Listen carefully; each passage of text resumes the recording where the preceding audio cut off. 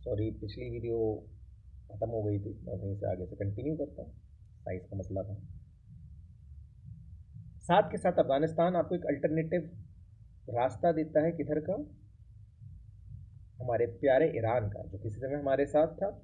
लेकिन हमने जिस तरह से ग्वादर को काउंटर करने के लिए चारबाग पोर्ट को डेवलप करने की कोशिश की थी, जब वो कंपेरेटिवली ना सक्सेस अचीव नहीं कर पाई, लेकिन चारबाग पोर्ट के साथ प्रॉब्लम ये थी कि कभी भी ग्वादर की तरह एक स्ट्रेटेजिक लोकेशन की तरह डेवलप शायद नहीं किया जा रहा था। उसका मेन फोकस अफगानिस्तान को सप्लाई प्रोवाइड करना था, बट अफगानिस्तान में तालिबान रजीम के आने के बाद जो चारबाग पोर्ट पर डिपेंडेंसी अफगानिस्तान की बहुत कम हो जाती है। और साथ ही साथ इंडिया ने जो वादा किया था कि चारबाग पोर्ट को लिंक करेगा ईरानियन रेलवे नेटवर्क से, वो हम कर नहीं पाए, जिसके नतीजे में अब चाइना उस लिंक को एक्टिवेट कर रहा है, वो उस रेलवे लाइन को बना दे। तो पोर्ट हमारा है, बट पोर्ट निकलने की जो ट्रेन यूज़ होगी वो चाइनीज़ होगी। तो अगेन ये हमारे इंटरेस्ट पे एक डायरेक्ट अटैक है।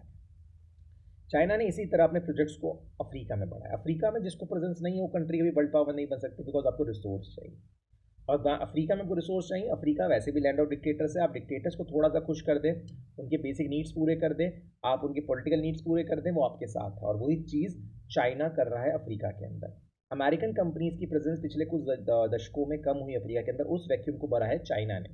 चाइना ने अपनी मैसिव मैन पावर और अपनी इकोनॉमिकल पावर की मदद से मैसिव इंफ्रास्ट्रक्चर प्रोजेक्ट्स को अफ्रीका के अंदर इम्प्लीमेंट किए हैं। फॉर एन एग्जाम्पल, चाहे नाइजीरिया की रेलवे लाइन का पूरा रिक्रिएशन हो, चाहे घाना की रेलवे लाइन का पूरा रिजुविनेशन हो, चाहे जो तजारा रेलवे है जो तंजानिया से होकर जाम्बिया वाले रूट पे चलती है, उसका पूरा का पूरा जो ब्रिटिशर्स ने बनाई थी, फ्रेंच ने बनाई थी, उसको रिजुविनेट करना हो, युगांडा की रेलवे लाइन्स को दोबारा से रिफर्बिश करना हो, चाहे केनिया के अंदर पोर्ट लामू बनाना हो, केनिया की रेलवे लाइन को दोबारा से सही करना हो, या साउथ सूडान सूडान से अलग हुआ, अब उसको सूडान के थ्रू तेल नहीं बेचना।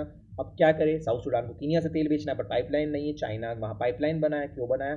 बिकॉज जो तेल गुजरेगा वो चाइनीज़ पाइपलाइन से गुजरेगा, तो पहुँचेगा पोर्ट लामू के ऊपर जो चाइनीज़ पोर्ट है, तो ऑब्वियसली चाइनीज़ को प्रेफरेंस मिलेगा। चाइना ने माइनिंग में वहाँ इन्वेस्टमेंट किया है, हैवीली इन्वेस्ट किया है, बिकॉज डेफिनेटली नेचुरल रिसोर्सेज के लिए कोई अफगानिस्तान अफ्रीका जाता है, कोई मदद के लिए तो जाता नहीं है। साथ के साथ ये जो पूरी प्रेजेंस है, चाहे पोर्ट लामू केनिया का हो, चाहे साउथ सूडान की रेलवे साउथ सूडान की पाइपलाइन हो जो पेट्रोलियम पाइपलाइन बनाई गई है, पोर्ट लामू में आप रिफाइनरीज बना रहे हैं, साथ के साथ नाइजीरिया की ऑयल इंडस्ट्री में आपका प्रेजेंस है, आपका प्रेजेंस नामीबिया में है माइनिंग में, आपकी कंट्रीज़ मौजूद है, युगांडा जाम्बिया जैसे कंट्री में, अंगोला के अंदर आप अलमीनियम रिसोर्सेज को कंट्रोल कर रहे हैं, आप लैंड ग्रैबिंग कर रहे हैं, आप वहाँ बड़े बड़े इंफ्रास्ट्रक्चर, आप नई पार्लियामेंट्स बना रहे हैं, ज़रूरत से बड़ी पार्लियामेंट्स बना रहे हैं। क्यों? सिंबलाइजेशन है फ्रेंडशिप का, वो फ्रेंडशिप का सिंबलाइजेशन नहीं, वो सब्जुगेशन का सब्जेक्ट का सिंबल है। बिकॉज आप अल्टीमेटली उनको डिपेंडेंसीज क्रिएट कर कर आप उनको एक तरह से कहीं ना कहीं डिपेंडेंट बना रहे हैं अपनी फाइनेंशियल ताकतों के ऊपर। तो ये चीज़ें बड़ी इंपॉर्टेंट हो जाती हैं इस चीज़ में।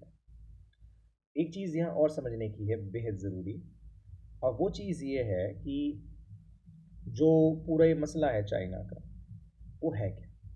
चाइना केवल अफ्रीका में एंट्री नहीं करना चाह रहा है, वो बेसिकली इंडियन ओशन रीजन पे कंट्रोल करना चाह रहा है, ताकि वो ट्रेड रूट्स और ग्लोबल ट्रेड रूट्स को कंट्रोल कर सके। और वो काम वो केवल अकेले अफ्रीका में नहीं कर रहा है, साउथ एशिया की तमाम कंट्रीज़ में कर रहा है। श्रीलंका क्लासिकल एग्जाम्पल है।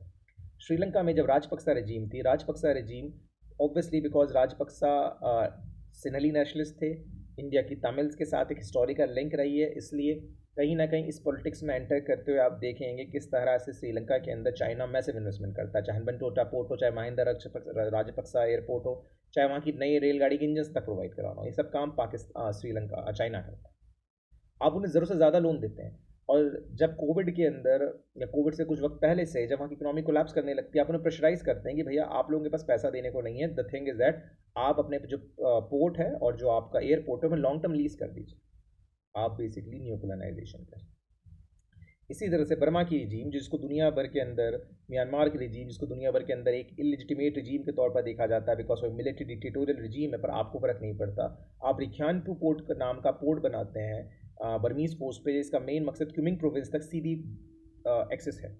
अब वही अगेन बात है, मेरा सामान पूरा घूम कर जा रहा है और मैं सीधे म्यांमार में उतारता हूँ सामान, और सीधा मेरा सामान एक डायरेक्ट ट्रैक से, रेलवे लाइन से, हाईवे से या पाइपलाइन से सीधे क्यूमिंग प्रोविंस पहुँच रहा है, जो मेरा सदर्न प्रोविंस है। मेरा पूरा रास्ता बच रहा है जो ट्रेडिशनल सी रूट का है। आप देखें किस तरह से डीजल पाइपलाइन और पेट्रोलियम पाइपलाइन क्रिएट की गई 1100 किलोमीटर की तकरीबन क्यूमिंग प्रोविंस तक, सीधे सीधे रेखानपुर पोर्ट से। बांग्लादेश में चिटागोंग पोर्ट का डेवलपमेंट, बिकॉज आप उसके थ्रू अगेन एक्सेस ले सकते हैं। श्रीलंका के अंदर, बांग्लादेश के अंदर nuclear powers projects, Jamuna Padma जो नए ब्रिजेस वहाँ बने हैं जिसके थ्रू बांग्लादेश के ईस्ट और वेस्ट को लिंक किया गया है जमुना पदमा रिवर पे, वो चाइनीज़ कंपनीज बना रही हैं। ये डिपेंडेंसीज क्रिएट कर, बिकॉज आपके लिए साउथ एशिया वाइटल है। पहला वो आपका सप्लाई रूट है, और दूसरा वो रूट है जिसके थ्रू आप इंडिया को काउंटर कर सकते हो। आप ट्रेडिशनली इंडिया के डोमिनेंस वाले इलाकों में एंटर करके इंडिया की हेजिमनी को चैलेंज कर, बिकॉज स्ट्रिंग ऑफ पल्स क्या है, आप बर्मा में बैठे हो, आप बांग्लादेश में बैठे हो, आप श्रीलंका में बैठे हो, आप पाकिस्तान में बैठे हो, आज आप अफगानिस्तान में भी हो, आप अफ्रीका में हो, आप बेसिकली इंसर्कल कर रहे हो इंडिया को। नेपाल हमारा हिस्टोरिकल फ्रेंड रहा है, बट नेपाल के अंदर जब से राजशाही गई, कम्युनिस्ट रिजीम आई, इंडिया जो काम नहीं कर पाया क्योंकि इंडिया के पास फाइनेंशियल रिसोर्सेज की कमी रही, और साथ में इंडिया एथिकली चलने वाली कंट्रीज़ रहा है। हम उस तरह का एक बड़ा क्या कह सकते हैं, हम एक एग्रेसिव एग्रेसिव स्टैंड कभी नहीं लेते ना इन्वेस्टमेंट का, कि हम किसी कंट्री की सोवरेनिटी को चैलेंज करने लगे। चाइना करता है।